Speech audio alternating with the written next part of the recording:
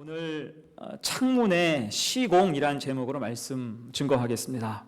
흔히 집에는 창문이 있어요. 건축할 때 반드시 창문 넣을 자리를 만들어야 됩니다. 이때 창문의 기본 기능이 무엇입니까? 창문은 환기, 채광, 통풍을 담당하지요. 또한 심미적인 기능도 있습니다. 창문이 큼직해야 집이 예뻐요. 방이 예쁩니다. 그런 생각을 들게 하는 게 창문의 심미적 기능이죠. 반면에 창문이 있을 자리에 창문이 설치되어 있지 않다면, 빈 창이라면 어떨까요? 기본 기능은 고사하고 창문이 없으니 엉뚱한 게 집 안으로 들어올 수 있습니다. 추위, 바람, 먼지 절대 막을 수가 없겠죠. 자, 마찬가지로 하나님이 우리를 지으실 때 믿음의 창문 넣을 자리를 만들어 주셨어요. 우리 영혼에도 채광이 필요합니다. 환기와 통풍이 필요해요. 특히 하나님은 우리로 세상과 더불어 살게 하셨죠. 이때 세상에는 좋은 것만 있습니까? 백해무익한 것도 엄청 많아요. 그래서 믿음의 창문이 있어야 됩니다. 세상을 향해서 활짝 열 때가 있어야 되고, 또한 반드시 닫아야 할 때도 있기 때문입니다. 그래야 우리 삶이 보존되고 악한 것에 침입을 방지할 수가 있는 것입니다. 자, 그런 의미에서 오늘 본문은 믿음의 창문을 새로 시공한 사람의 이야기예요. 자, 그 의미가 무엇일까? 두 가지 생각을 해봅니다. 첫 번째, 믿음의 순간을 붙잡아야 한다는 거예요. 믿음의 순간을 붙잡으라. 아까도 제가 이야기했듯이 우리 인생은 하나님이 지으셨어요. 믿음의 창문 넣을 자리를 넓게 빼주셨어요. 그리고 누구에게나 믿음의 순간을 주십니다. 하나님을 느끼는 순간을 주세요. 자, 이에 사람은 그 믿음을 선물로 받고 믿음으로 살아야 마땅한 거죠. 다만 이 믿음의 선물이 실제 믿음이 되기까지, 믿음의 창문이 생기기까지는 그 과정이 쉽지 않을 수 있다는 것입니다. 왜요? 악한 마귀의 방해가 있기 때문에. 믿음 없이, 믿음의 창문 없이 이 땅을 살도록 그렇게 유혹하기 때문입니다. 자, 본문에 나오는 라합도 그렇게 살았던 사람이죠. 우리가 아는 것처럼 라합은 기생입니다. 기생. 그의 과거가 떳떳하지 않겠죠. 그가 한 일은 뻔합니다. 술과 웃음을 팔기도 했고 여인숙을 아마도 운영하기도 했을 거예요. 그럼 그가 왜 기생이 됐을까요? 결국은 돈 때문이겠죠. 지금도 그렇습니다. 돈이 주도하는 인생은 돈 때문에 별짓을 다 해요. 라합도 그랬던 것 같아요. 자, 그러다가 라합에게 굉장히 중요한 순간이 닥쳤습니다.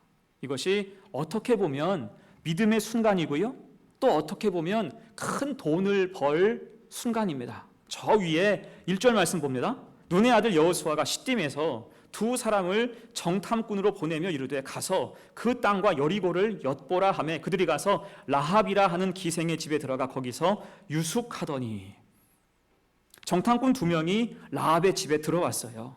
근데 이들은 이미 꼬리를 밟힌 상태였습니다. 2절 말씀이에요. 어떤 사람이 여리고 왕에게 말하여 이르되 보소서 이 밤에 이스라엘 자손 중에 몇 사람이 이 땅을 정탐하러 이리로 들어왔나이다. 자, 이 말씀만 보아도 당시의 여리고 성이 얼마나 견고하고 강대했는지를 알 수가 있습니다. 그들은 경계를 튼튼하게 잘한 거예요. 정보력이 좋았습니다. 흔히 강대국에는 유명한 정보국이 있잖아요. 미국에는 FBI가 있고 CIA가 있어요. 영국에는 MI5가 있고요. 러시아에는 KGB가 유명했지요.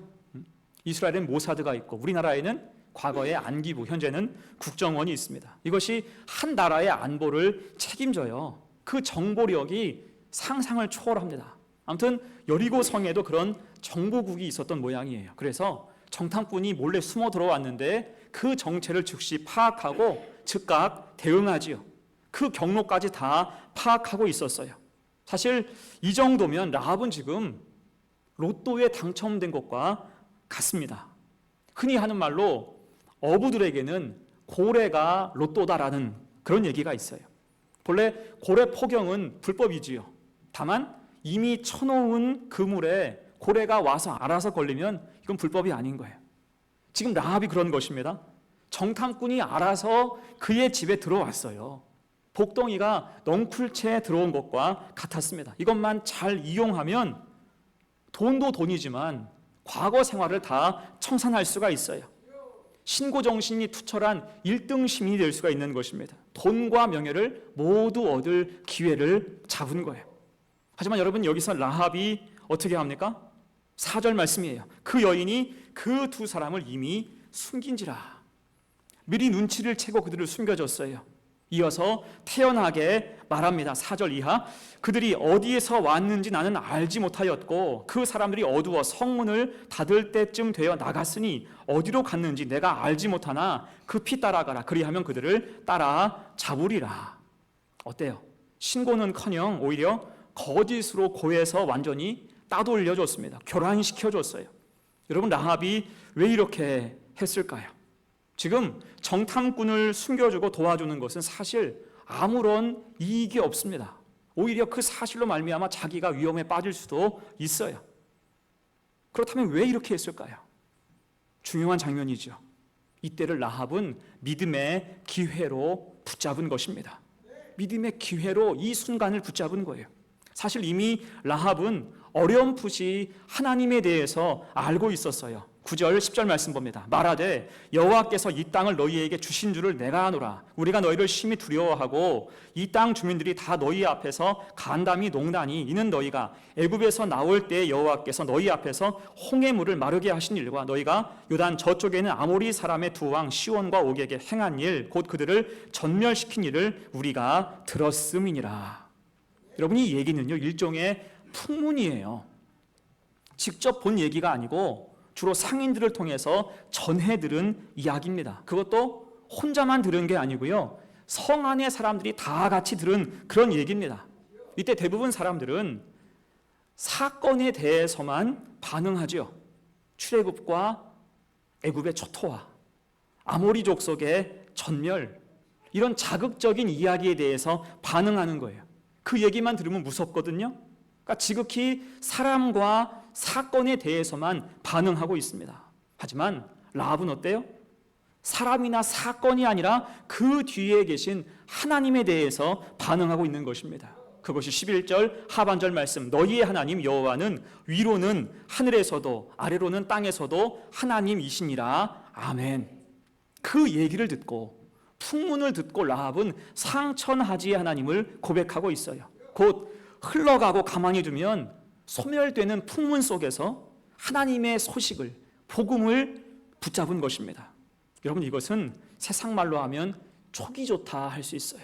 촉이 좋다, 민감하다고 할 수가 있습니다. 그런데 이 작은 차이, 민감함의 차이가 나중은 큰 결과의 차이로 이어질 때가 있어요. 여러분, 고양이와 뱀이 싸움하는 것을 본 일이 있습니까? 뱀은요, 이게 굉장히 민첩해요. 먹이를 향해서 공격할 때 반응 속도가 0.04초예요. 너무 빨라요.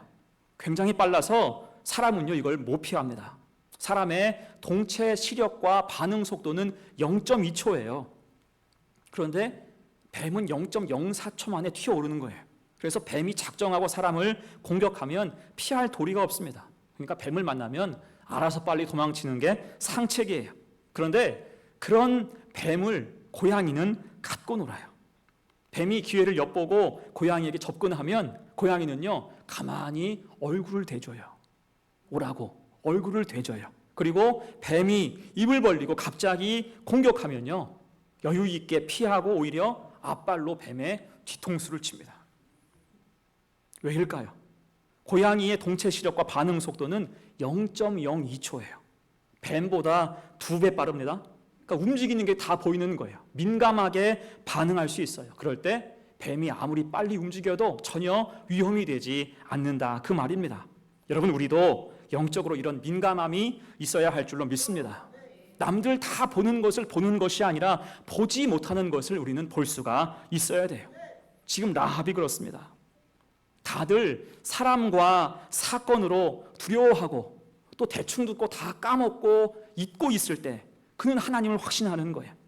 그리고 상천하지의 하나님을 고백했습니다. 그럴 때 정탐꾼의 소재를 알면서도 그것을 이용하지 않고 숨겨줬어요. 돈이 중요한 게 아니라는 거예요. 믿음의 순간을 붙잡고 이것이 더 중요함을 그가 알고 있었다는 것입니다. 여러분, 우리도 그렇습니다. 더 좋은 믿음의 기회가 우리에게 주어질 때가 있어요. 그것을 포착하고 움켜쥐어야 할 줄로 믿습니다. 같이 예배를 드려도, 같은 말씀을 들어도 어떤 분은 그 속에서 믿음의 실마리를 찾고 붙잡습니다. 그것이 은혜가 되고요, 눈물이 되고요, 영적인 힘이 되는 거예요. 그것으로 믿음의 창문은 시공되고 이중창, 삼중창으로 더 튼튼해질 수가 있는 것입니다. 그래서 바라기는 우리도 하나님 주시는 은혜의 기회, 믿음의 순간을 놓치지 않고 꼭 붙잡아서 창문의 시공, 더 견고한 신앙으로 성장하는 복된 성도들 되시기를 간절히 축원합니다. 아멘. 두 번째예요. 창문의 시공 두 번째, 양생의 과정을 견뎌야 됩니다. 자, 이제 정탐꾼들은 라합에게 목숨을 비쳤어요. 이에 고마워하는 그들을 향해서 라합은 구원의 징표를 요구합니다. 그러니까 장사하는 사람인지라 계산이 서고 계산이 확실한 거죠. 12절 말씀 봅니다. 그러므로 이제 청하노니 내가 너희를 선대하였은즉 너희도 내 아버지의 집을 선대하도록 여호와로 내게 맹세하고 내게 증표를 내라. 구원의 맹세와 증표를 달라고 요청을 합니다. 자, 이를 듣고 정탐꾼들이 말하죠. 14절, 15절 말씀. 그 사람들이 그에게 이르되 내가 우리의 이 일을 누설하지 아니하면 우리의 목숨으로 너희를 대신할 것이요 여호와께서 우리에게 이 땅을 주실 때에는 인자하고 진실하게 너를 대구하리라. 라합이 그들을 창문에서 줄로 달아내리니 그의 집이 성벽 위에 있으므로 그가 성벽 위에 거주하였음이라. 아멘. 뚜렷하게 두 가지를 약속해 줬죠. 하나는 우리가 너희를 목숨 걸고 지켜줄 것이다. 또 하나, 하나님이 기억하시고 너희를 반드시 돌보아 주실 것이다. 이 맹세를 했어요. 자, 이에 라합은 순순히 그 말을 듣고 집 창문에 줄을 매어서 그들의 퇴로를 열어줬습니다. 일반적으로 보면 이래요. 그런데 여러분, 이 장면을 좀 자세히 놓고 볼 때 과연 과거의 라합이었다면 이 말에 만족할 수 있었을까요? 우리가 보았듯이 12절에서 라합이 요구한 것은 맹세와 증표였어요. 특히 증표라고 한다면 맹세에 대한 증거물이죠. 담보 잡을 물건, 각서라도 있어야 한다는 거예요. 그런데 여기서 라합은 맹세만 들었어요. 맹세만 들었는데도 재차 증표를 요구하지 않았습니다. 말만 듣고 이제는 흔쾌히 보내주었고 심지어 이후로 도망칠 루트까지 자세히 알려줬어요. 여러분, 이게 과거의 라합이라면 상상할 수 없는 일이에요. 내가 받을 이익을, 내가 얻을 것을 왜 포기하고 말만 듣고 그냥 보내줍니까? 아무 이익 없이, 증표 없이 보낼 리가 없죠. 다만 라합이 이 장면에서 이렇게 한 이유가 무엇일까요? 이것이 믿음의 발현인 줄로 믿습니다. 믿음이 드디어 그 속에 생기기 시작하는 거예요. 하나님이 믿음 주시니 이제는 세상의 증표가 아니라 하나님 말씀, 그 약속을 붙잡게 된 줄로 믿습니다. 그러자 그것을 듣고 정탐꾼들이 말하는 거예요. 18절에서 우리가 이 땅에 들어올 때에 우리를 달아내린 창문에 이 붉은 줄을 매고 내 부모와 형제와 내 아버지의 가족을 다 내 집에 모으라. 아멘. 굉장히 중요한 얘기죠. 쉽게 말하면 우리가 들어올 때 알아볼 수 있도록 창문에 붉은 줄을 매고 있으라는 거예요. 일종의 인식표의 개념이죠. 그리고 절대로 밖에 나오지 말고 온 가족이 모여 있을 것을 당부합니다. 곧 이 말은요, 증표는 우리가 주는 게 아니라 네가 만들어야 된다는 거예요. 믿음의 증표는 누군가 너에게 줄 수 있는 것이 아니라 네가 만들어야 한다는 거예요. 이게 핵심이죠. 믿음의 구별점을 만들라. 여러분, 우리도 그렇습니다. 믿음이란 밖에서 만들어서 받을 수 있는 그러한 증표가 결코 아니에요.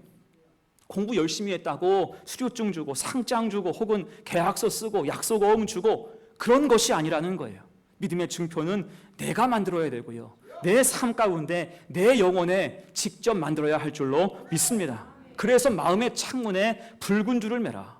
예수 그리스도를 상징하는 붉은 줄을 매고 그 삶을 통제하고 성경을 삶의 원리로 살아야 한다는 것입니다. 그럴 때 믿음의 구별점, 믿음의 증표가 생길 줄로 믿습니다. 자, 아무튼 이 얘기를 듣고 이제 라합이 어떻게 해요? 그대로 이행합니다. 21절, 라합이 이르되 너희의 말대로 할 것이라 하고 그들을 보내어 가게 하고 붉은 줄을 창문에 매니라. 아멘. 라합은 그들을 보내고 즉시 자기 창문에 붉은 줄을 맸습니다. 스스로 믿음의 증표를 만들기 시작하는 거예요. 그러면 이제 남은 과정은 무엇입니까? 양생해야 되죠. 양생. 여러분, 양생이란 말을 들어봤습니까?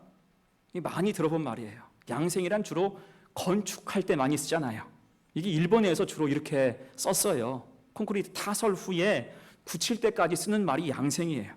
그 용례가 우리나라에 그대로 들어오다 보니까 우린 지금도 어떤 건축이나 도로 보수할 때 거기에 써붙이죠. 양생 중, 시멘트 양생 중, 실리콘 양생 중 이런 식으로 많이 씁니다. 하지만 본래의 한자어 뜻은 가꾸어 만들다는 뜻이에요. 가꾸어 만들다, 회복하다 그러한 뜻입니다. 자, 그런 의미에서 여러분 믿음도 이러한 양생의 과정, 굳히는 과정이 필요함을 믿습니다. 믿음의 순간을 붙잡고 믿기로 작정했다면 이제 그 믿음이 자리 잡을 때까지 가꾸어 만드는 양생의 시간, 인내의 시간을 충분히 보낼 수 있어야 한다는 거예요. 물론 그 시간은 여러분 쉽지 않을 수 있습니다. 생각해 보세요. 평생 세상 방식으로 살다가 처음 예수를 믿는다. 어떨까요? 여러 가지로 낯설 거예요. 이를테면 제가 부목사 때 초신자 집에 가서 집안 여러 곳에 붙어있는 부적을 떼어준 일이 여러 번 있습니다. 어떤 집에 가서는 부적이 어찌나 많은지 10장 가까이 뗐던 기억도 있어요. 그때 여러분 부적을 떼는 제 기분이 어떨까요? 찜찜할까요? 뭔가 불길할까요? 아니에요. 아무렇지도 않습니다. 그거 일도 아니에요. 어떤 분은 그것을 떼서 불태워버리라 라고 이야기하는데 그럴 것도 없어요. 그냥 쓰레기통에 버리면 돼요. 쓰레기 봉투에 버리면 돼요. 여러분 종이 쪼가리가 무슨 신통력이 있습니까? 공들여 태울 가치도 없는 거예요. 저는 그래요. 그런데 실제 그 집 주인은요 굉장히 불안해해요. 왜일까요? 부정 탈까 봐. 그거 뗐다고 해코지가 있을까 봐. 그리고 실제로도 그 후로 안 좋은 일이 생기면 자꾸 그것과 연결을 시킵니다. 귀신이 화가 나서 우환을 준다고 생각해요. 헛된 죄책감이 생기고 나중에는 부적 뗀 것을 후회하기도 합니다. 여러분 실제 그럴 수 있어요. 악한 마귀가 작심하고 시험을 줄 수 있습니다. 이때 필요한 게 뭐예요? 백기 들고 항복해야 될까요? 아니지요. 오늘 라합처럼 믿음의 줄로 꽁꽁 묶어야 할 줄로 믿습니다. 양생하는 과정이 있어야 돼요. 저는 그래서 부적을 떼고 나면 반드시 십자가를 선물했어요. 손에 쥘 수 있는 십자가. 시험이 들고 의심이 생길 때마다 그것 붙잡고 기도하라는 거예요. 그 과정을 이겨내야 악한 것이 떠나고 우리 속에 믿음이 온전히 형성되기 때문입니다. 오늘 라합도 그래요. 창문에 붉은 줄을 맨 후에 어떤 일이 있었을까요? 실제 이스라엘 민족이 몰려오죠. 곧 전쟁이 시작될 것 같은 그런 분위기였습니다. 이때 말이 얼마나 많았을까요? 그 속에 흉흉한 소문이 얼마나 무성했을까요? 그리고 실제 이스라엘 사람들이 성 주변을 돌기 시작하자 다들 아마 바짝 긴장했을 것입니다. 하지만 웬걸 이 사람들이 며칠 동안 계속 돌기만 하는 거예요. 계속 돌기만 해요. 그걸 보면서 사람들은 저마다 한마디씩 했을 거라고요. 아, 저것들 별것 아니구나. 저것들 공격할 생각을 못하네. 오합지졸이구나. 괜히 우리가 쫄았네. 하지만 여러분 그 순간에 라합은 어떻게 했을까요? 그런 말을 보태지 않고 그런 악한 생각에 생각을 보태지 않고 신경 쓰지 않고 창문에 붉은 줄 맨 것을 더 단단하게 맸을 줄로 믿습니다. 온 가족 다 불러와서 단단히 방비하는 거예요. 마치 100m 경주 앞둔 선수가 신발끈을 고쳐매는 것처럼 더 단단하게 하나님을 붙잡았을 것입니다. 결국 어떻게 돼요? 7일째 되는 날 여리고성은 완전히 무너졌고요. 그때 유일하게 적의 진지에서 구원받은 사람은 라합과 그의 가정밖에 없었습니다. 하나님이 그들을 기억하신 거예요. 심지어 여호수아는 군사들에게 직접 라합을 구하라고 명령했습니다. 왜요? 라합이 스스로 믿음의 증표를 만들어서 그 창문에 붉은 줄을 메고 기다렸기 때문이에요. 양생의 과정을 거쳐서 그 믿음의 창문이 아름답게 시공됐기 때문입니다. 결국 그 믿음이 그의 인생을 새롭게 한 거예요. 믿음으로 말미암아 사는 역사가 있었습니다. 여러분, 그래서 우리도 믿음의 결단 후에 반드시 양생의 과정을 지나야 돼요. 믿음의 증표는 내가 내 삶 속에서 내 영혼에 직접 만들어야 돼요. 당연히 마음에 예수 그리스도를 상징하는 붉은 줄을 메고 오래 참음으로 삶을 통제하고 마땅히 성경을 삶의 원리로 삼아야 할 줄로 믿습니다. 그러면 우리 믿음은 더 단단하고 결국 하나님 기뻐하시는 아름다운 믿음이 될 줄로 믿습니다. 오늘 주보에 요절 말씀이에요. 히브리서 10장 말씀 같이 읽어요. 시작. 너희에게 인내가 필요하면 너희가 하나님의 뜻을 행한 후에 약속하신 것을 받기 위함이라. 나의 의인은 믿음으로 말미암아 살리라. 또한 뒤로 물러가면 내 마음이 그를 기뻐하지 아니하리라 하셨느니라. 아멘. 인내가 필요해요. 양생의 과정이 필요하고 여러분, 뒤로 물러가면 다 놓칠 수밖에 없습니다. 확신하면 믿음 붙잡고 양생의 과정 거치며 믿음으로 승리하며 나아갈 때 결국 아버지께서 주실 은혜와 상급은 우리의 몫이 될 줄로 믿습니다. 이렇게 더 좋은 믿음 가지고 사는 복된 성도 되시기를 간절히 축원합니다. 아멘. 이제 말씀을 정리합니다. 자, 오늘 말씀에서 라합은 믿음의 창문을 시공했어요. 얼마나 이 창문이 아름다웠던지 마태복음에 나와 있는 예수님 족보에도 그의 이름이 등장을 하지요. 교훈이 무엇입니까? 뚜렷합니다. 믿음의 순간을 붙잡으라는 거예요. 믿음의 더 좋은 순간을 놓치지 말아야 됩니다. 영적으로 민감해서 하나님 뜻을 구별하고 붙들 수 있어야 돼요. 그리고 양생의 과정, 믿음이 견고하게 굳어지는 과정을 참아내며 믿음의 확신이 우리 속에 생겨야 할 것입니다. 그럴 때 우리 속 믿음의 창문은 제 기능을 다할 수가 있겠지요. 영적인 환기, 영적인 채광, 통풍, 단열 가능한 인생이 될 수가 있습니다. 그런 삶을 하나님은 기뻐하시고 은혜의 도구로 사용하실 것입니다. 여러분, 그래서 현재 믿음의 창문을 시공하세요. 혹은 보수하십시오. 양생의 과정을 믿음으로 견뎌내십시오. 그래서 그 위에 부으시는 은혜를 통하여서 더욱 가치 있고 아름다운 믿음으로 말미암아 승리하는 복된 성도의 삶이 되시기를 간절히 축원합니다. 아멘. 우리 함께 찬송.